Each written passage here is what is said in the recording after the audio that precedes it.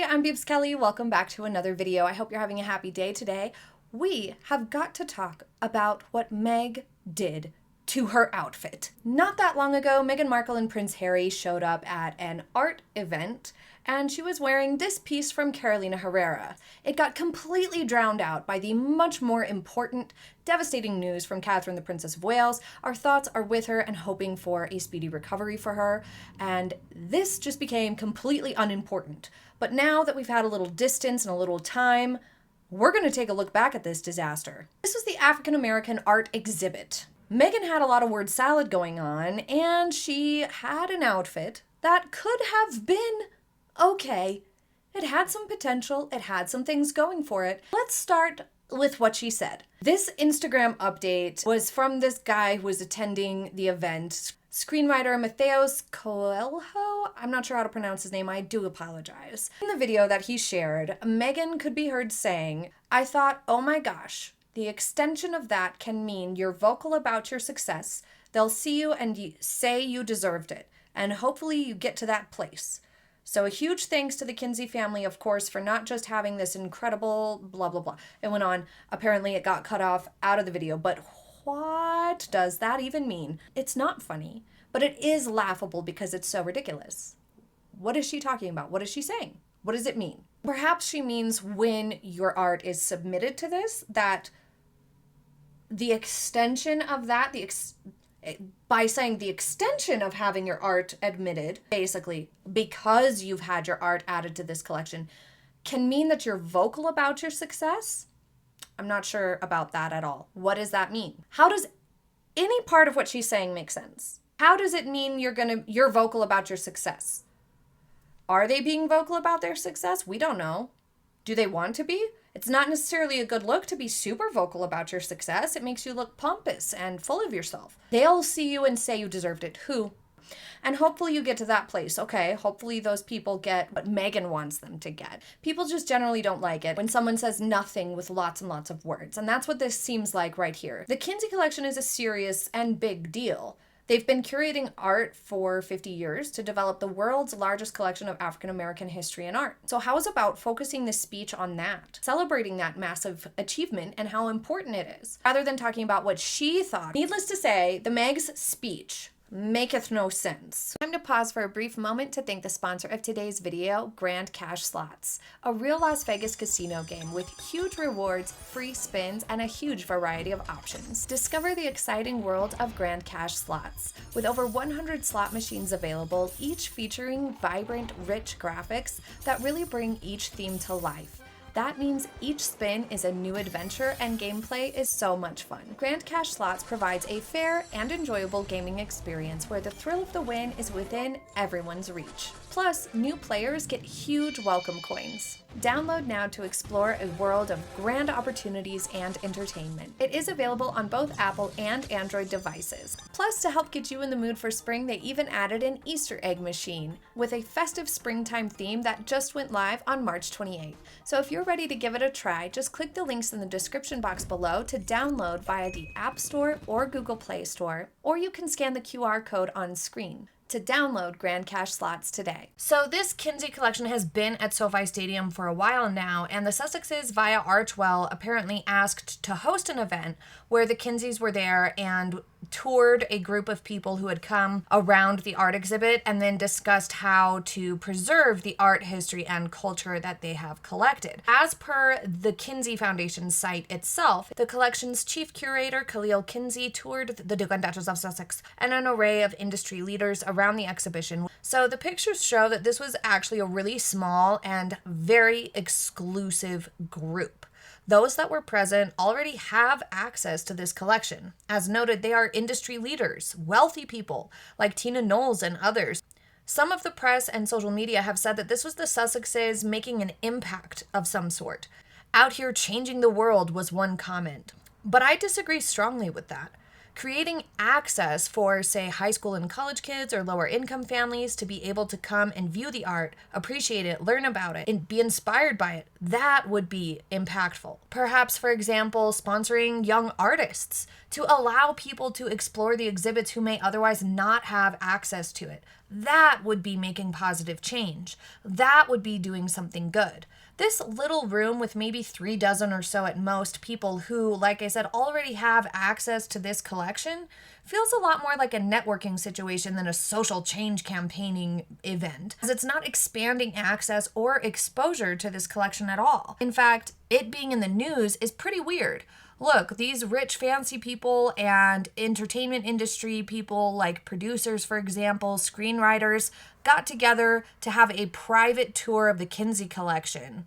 That's not doing anything charitable. Regardless, let's move on to the outfit. When I saw it, I immediately said no. It's a frump attack for sure. But when I looked closer at the pictures, I was like, what would this wool cape that's really a lot more like a tiered coat actually work with? Like, what should Meghan have worn this piece with? The cape coat or tiered coat. I'm going to call it a tiered coat because it doesn't feel like a caped coat to me because it has sleeves. So I challenged myself to think before looking up the item on the retailer's website to decide what she should have worn it with, because it certainly isn't giant man pants, okay? Let's just make that clear. This type of tiered coat situation should never, ever, ever be paired up with giant man pants, GMPs. Shouldn't happen, never, ever, ever. So I arrived at the conclusion immediately that straight leg trousers or cigarette pants would be the way to go. For her specifically, block heels or boots like ankle boots, or if she's wanting to avoid heels of any kind, then loafers would be the answer. So then I thought, let's go check out what Carolina Herrera's design for this piece was. And what was their vision? I'll come to find out pretty much exactly what I thought. Slim, straight trousers. Straight leg trousers or cigarette pants is exactly what they have it modeled with, but they have the woman in regular high heels here with a thin stem. But the Meg doesn't do well in those. They tend to accentuate the thinness of her legs and her ankles in particular, and with the trousers that I envision, that Carolina Herrera envisioned, would have shown the ankle. So we wouldn't want to go for high heels for the Meg. So that's why I would go for block heels rather than thin stemmed like normal stilettos or something. That would allow for a little bit more balance to the ankle, and it would just look a lot more proportionate with the sheer volume and sort of blockiness of the top. It's not a terrible tiered coat. Really, the embroidery looks quite pretty. It has some balance. We'll talk more about what it has going for it in a minute. But sticking with shoes, ankle boots for her with a modest, chunky heel would have worked just fine as well. Or loafers. She seems to be opting for flats a lot lately, like maybe her feet or her ankles are biting back after all the terrible high heels. Maybe she was wearing high heels that were too big, like we know that she does, and she finally ate it and screwed up her ankles, and now she can't wear super high heels. Who knows? But she's been in flats pretty much every time I've seen her lately. Flats are like normal shoes, no heels lately. So in that case, I would have suggested she wear loafers rather than flats, because the flats themselves, oftentimes she goes for pointed toe, and I just don't love that for her. She has kind of long feet, and pointed toe elongates your foot even further. And for some people, that's just fine. Some people don't mind at all.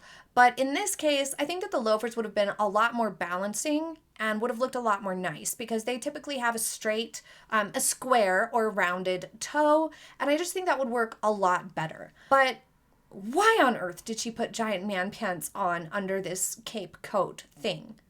Why? I dislike it as she wore this. The way she styled this is tragic. I think that the cape coat could have been nice because it created an interesting silhouette. Its sleeve length prevented the I've gone for a swim in giant clothes aesthetic.